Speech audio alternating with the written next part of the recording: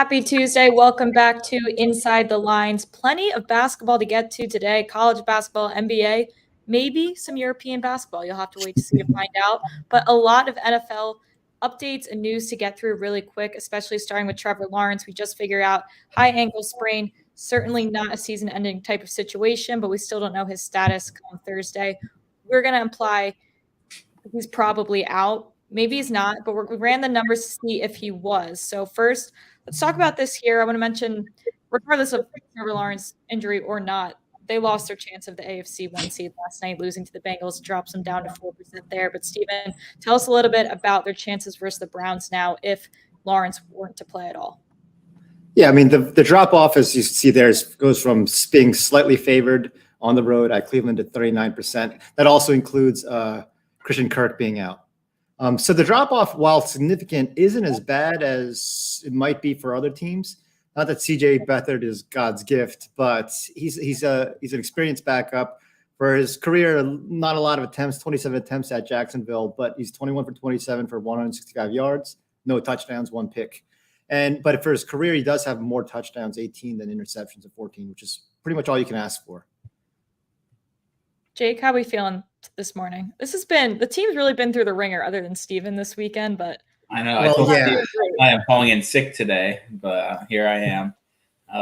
And yeah, Christian Kirk, as Derek just said in the chat, he's going to miss some time. He's going to have groin surgery. It's not sound that great. And, it was a rough night. I don't lie. But yeah, let's recap. So Tulane loses, Georgia, Philly, Jacksonville, the Cleveland Browns. I feel like there's some more losses but so we have if karma's real, then you guys are real scumbags because somebody dislikes you. Somebody likes me. So there you go. I wonder who. It's not us right now. I know. CJ Beathard, best friends with George Kittle. So they have matching tattoos, which is a funny story if you listen to part of my take. That's got to be worth at least 1.5 points. Yeah, it should be. Just having a friend that's that good at football should help you. All right. Well, let's look at this game from a different perspective here. We've seen a ton of steam to unders this weekend, and that's because the weather on Sunday this weekend in the Midwest, basically, even the Northeast too, just terrible weather, a lot of rain, a lot of wind. Ironically, the Patriots and Steelers are dealing with partially sunny, probably the best kind of conditions you can get for December football, and they just have a super low line because they're that terrible. But let's talk about these top 3 teams up here, the Jags, Browns. A lot of this probably has to do with the Lawrence situation, but it's the weather too, right? Yeah, when there was some optimism about Lawrence, maybe not even having a high ankle sprain, but more of a lower mid, the line was at 33, and now it's dropped down to 30.5 with the news. So it's amazing. In my database, going back 11 years, the lowest over/under was a 32.5, 232.5, both involving the Cleveland Browns, presumably in late year weather. To have 2 games at 30, so the Steeler games at 30 and Cleveland Steven to 30 is pretty remarkable. At least in this case, Army Navy this week's at 28.5 as well. Yeah. So regarding the Browns game, I do think Joe Flacco will get another start. Joe would not be in the league if not for his ability to throw in these kind of conditions. He's famously, and there's some kind of pre-draft camp where there was miserable weather. They moved everyone inside, and Joe and a few receivers just stayed outside, like 50-mile-per-hour winds, and he was just chucking the ball. And that's how the Ravens are one of the teams that went outside to watch it, and it was like, holy moly, this guy's got a rocket. So I think that'll give him the edge over Dorian Thompson-Robinson.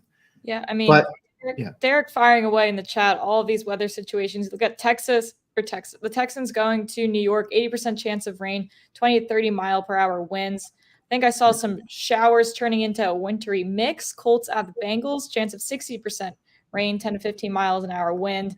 It is an ugly, ugly weekend for football here. Do we feel like we feel against any of these numbers here? Like, is there a sneaky opportunity to hit an over here? I think the Rams and Ravens could still, if that drops anymore, because, the Ravens have been averaging 30 points plus, especially at home. They run the ball extremely well, obviously. And I think that Stafford This could be without the pass protection that he's been getting for the last month. Might not be under duress, leading to some short fields, some turnovers, some interceptions. Mm-hmm. So at the same time, the Rams offense has been playing well. So I'd be surprised if this was a 38-3 a la the way that Baltimore handled, Detroit and Seattle. But so I like the Rams to put up at least, 17. But I could see Baltimore still reaching upper 20s because of the strength of their run game. Okay, so this might be one of the games you want to see maybe if you can get just a little bit lower of number with all of this weather steam.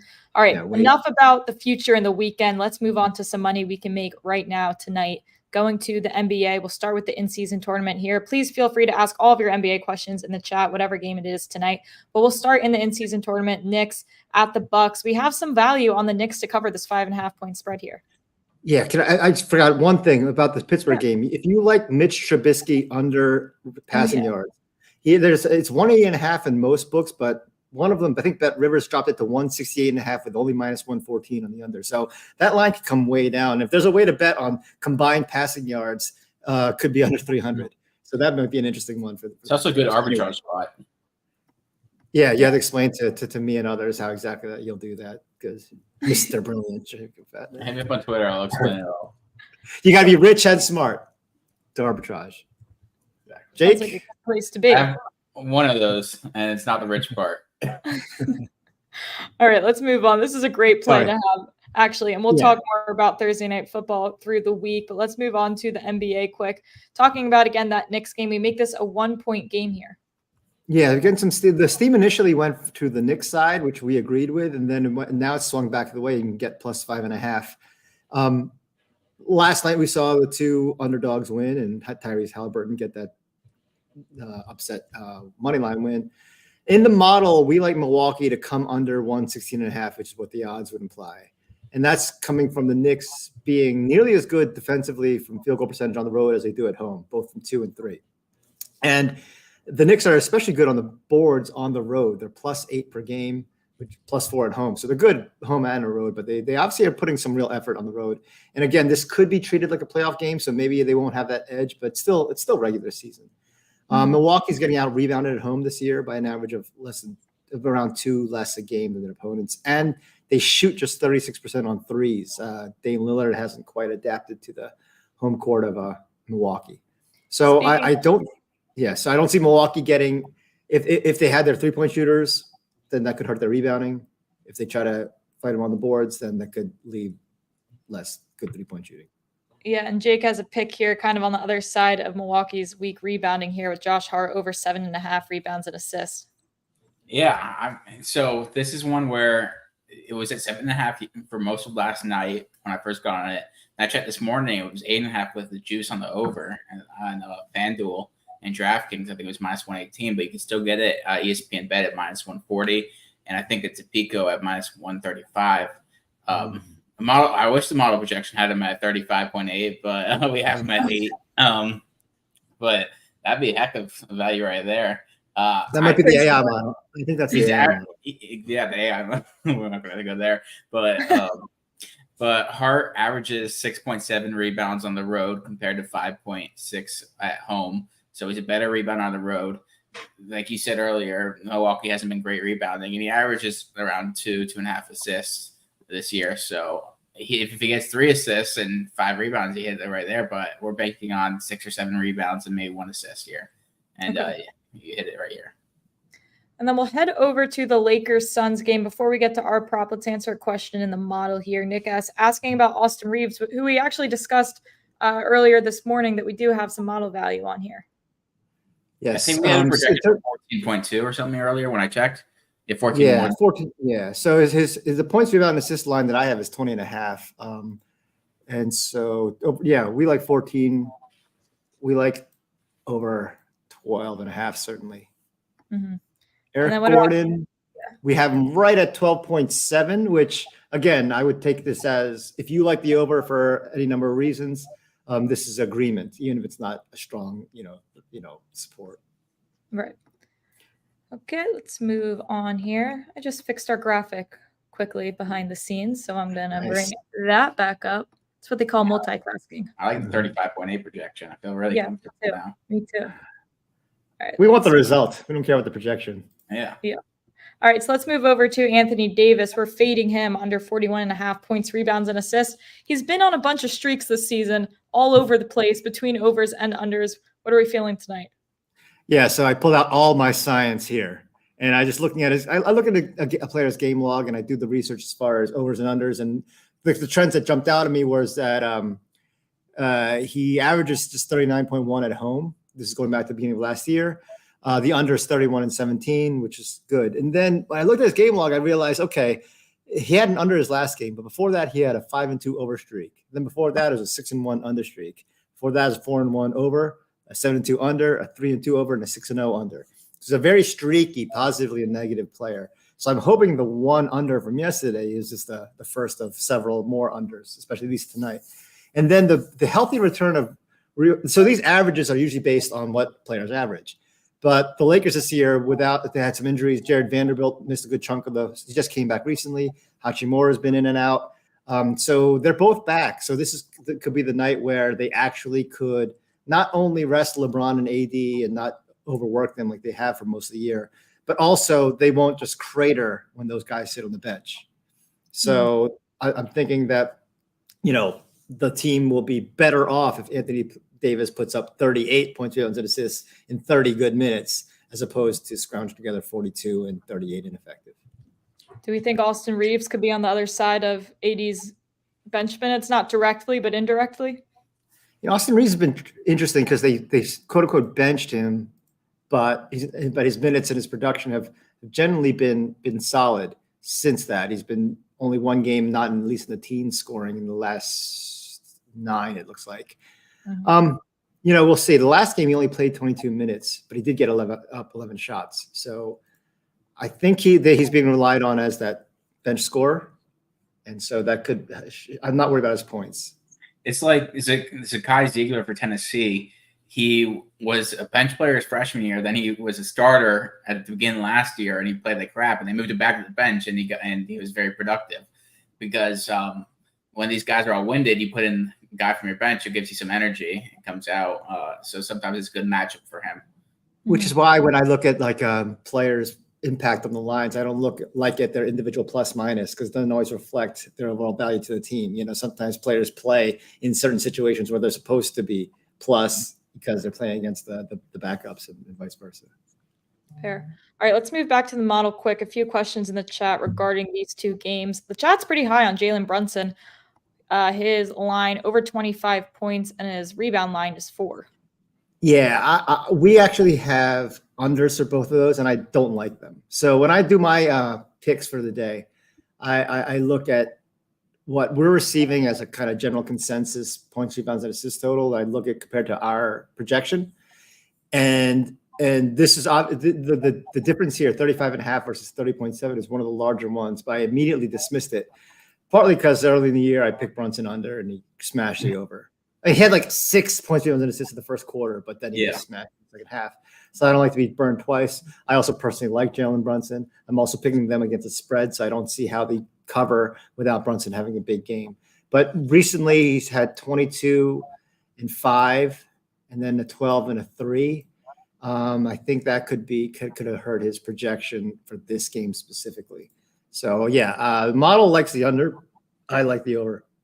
I know Odds Jam, one of their value plays was an over 5.5 assists, and I looked at the model, we didn't have value there, but maybe if play rebounds and assists, probably a bit 9.5. I look at Odds Jam, but that's something I was thinking about. Okay, let's move over to the other game. LeBron assist, 3 points. His line set at 2.5. Our friend here likes the under. Under threes? Okay, threes. Mm-hmm. Yeah, we have a 2.1 3-point projection, so we would lean under as well. I don't know what the juice is on the under. Mm-hmm. LeBron's a pretty streaky 3-point shooter. He was good. He was just 1 for 9 the other night, 0 for 4 last game.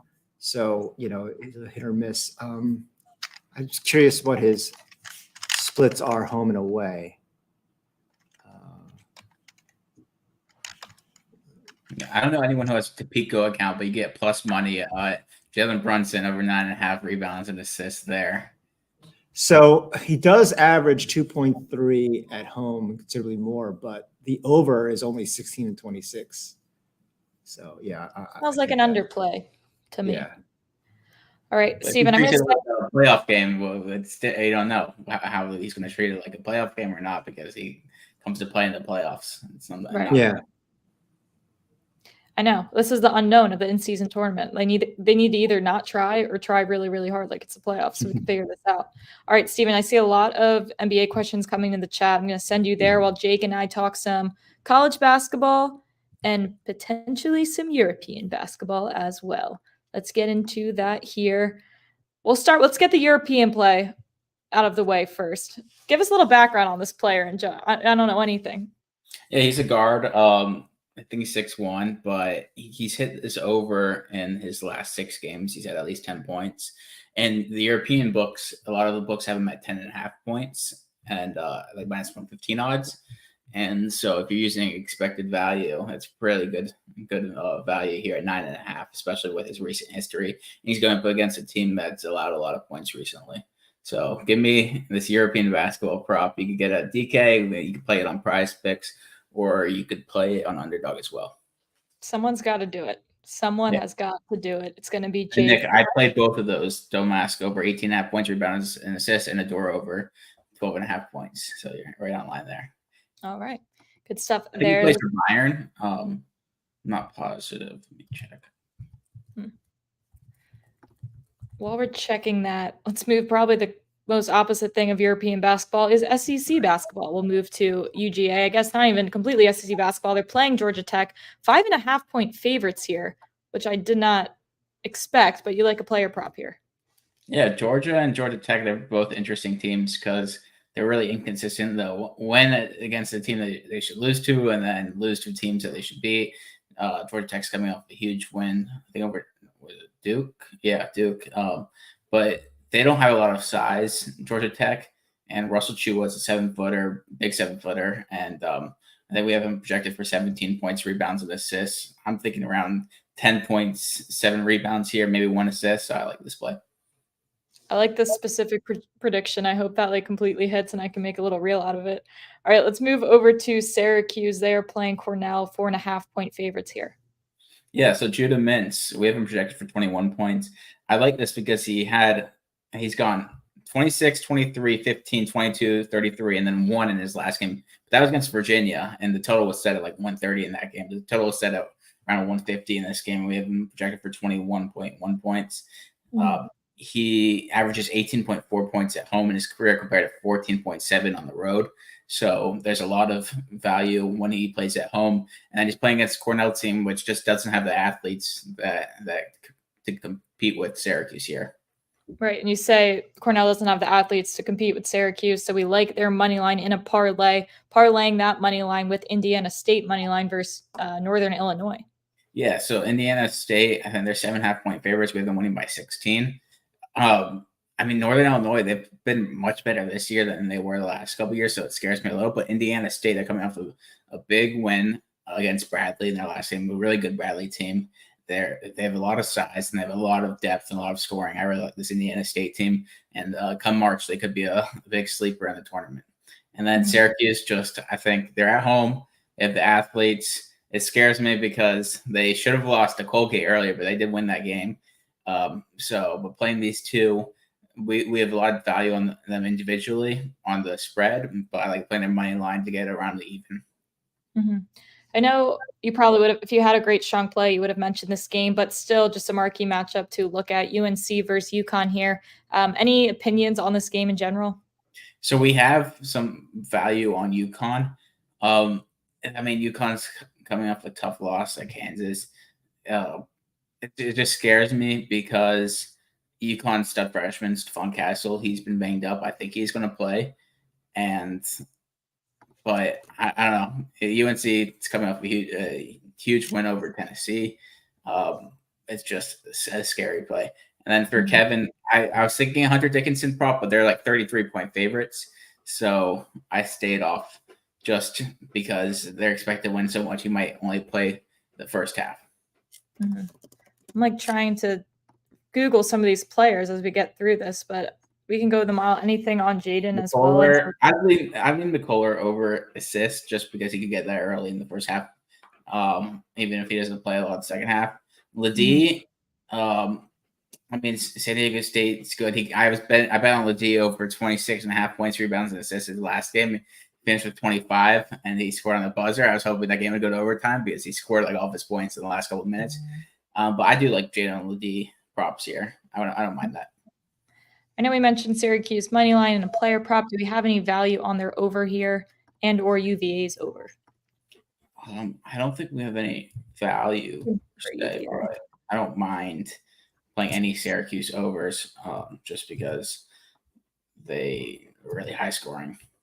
Let me see. I have the model pulled up. Virginia, we have a B pick on the over. Let me share. I'll share the model. Going really behind the scenes here. Yeah.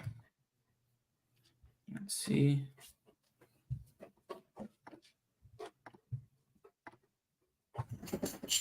Oh, Steve's got it up.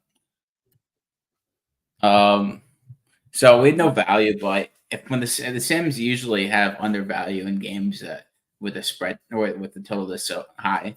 So I mean maybe even a first half over here, or I don't mind a full game over here. Cornell's defense is not what UVA's defense is. And the other game is the North Carolina game. Let's hit one more prop real quick before we head out of here. Did we talk about Hunter Dickerson props yet? Yeah, I mean his line's at 17.5. It's low. It'd probably be 21.5 against a good team, but it's low because he's playing a bad team. They're over 20-point favorites. And I think we do have a little value on Kansas to cover the massive spread there. But it just scares me that he's just going to play the first half and they get some of their younger bigs in. But I don't mind it. He could hit it early. So we have plenty of model value on his over. Okay. Lots going on in the chat today. Once NFL season's over, we'll have plenty of time to just go through Q&A for NBA and college basketball. So if you have any more questions that we weren't able to get to, please feel free to reach out on Twitter. Tomorrow, we'll talk some more basketball. We'll talk some more NFL updates, do all the things we can. Please hit that like button if you haven't yet. That helps us out tremendously. Good luck with your bets tonight, and we'll see you guys tomorrow.